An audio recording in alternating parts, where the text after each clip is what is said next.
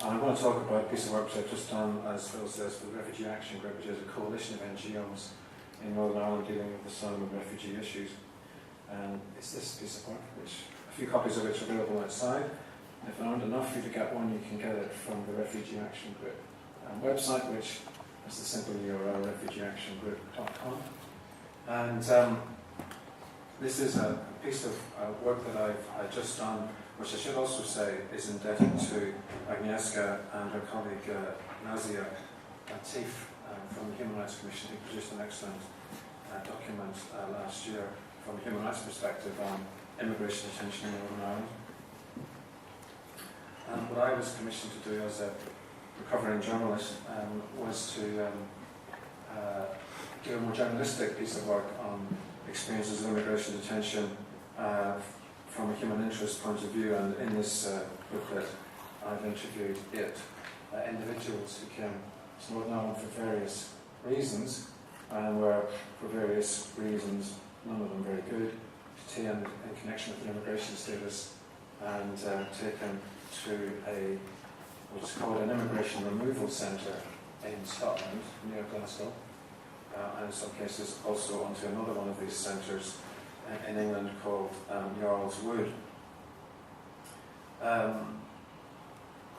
What's interesting about this, interesting is the wrong word, what's dispiriting about this system of immigration removal centres across the UK is that it's the largest such estate in Europe, and just this month it's being expanded to nearly 3,500 places in all, following the enlargement of the centre near Heathrow Airport. Why this has emerged in recent years, recent decades, across the UK, there's been a gradual erosion of the idea of a right to refuge for people fleeing persecution, and the gradual domination of a conservative discourse around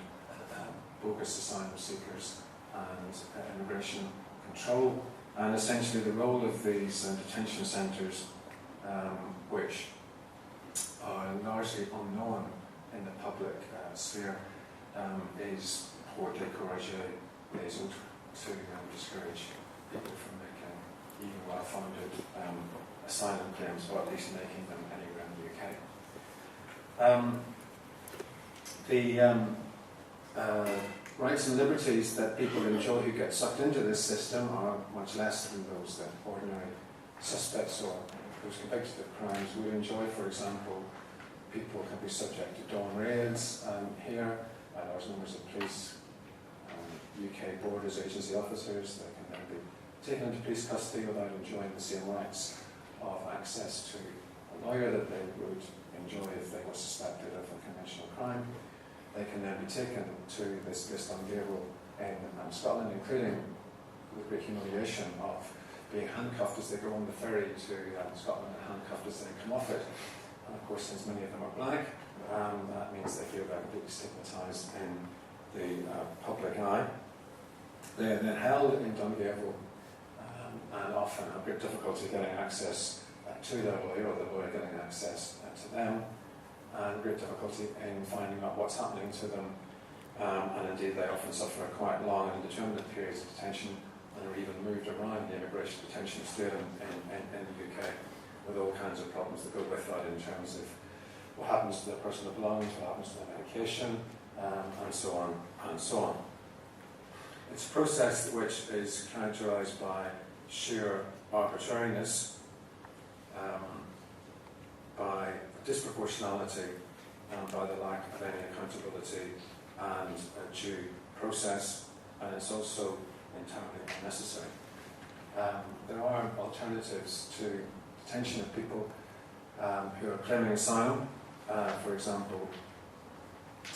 using the model that operates in Sweden, and there's more about that in the booklet. A particular model that's been developed by a faith-based NGO in Melbourne called Hottam Mission. And essentially this involves a whole different discourse towards asylum seekers, of care and individual support, rather than seeing this group in a collectivised way as a stigmatised threat. And within the context of that approach of individualised casework and support, it's perfectly possible to find ways of assisting people to integrate as soon as they arrive in these shores, or indeed, if they in the end are unsuccessful in an asylum claim, to remove them from the country in the most humane way possible. There's much more on all of that in this publication, but I'm not continuing with it now. Thanks for the chance to mention it.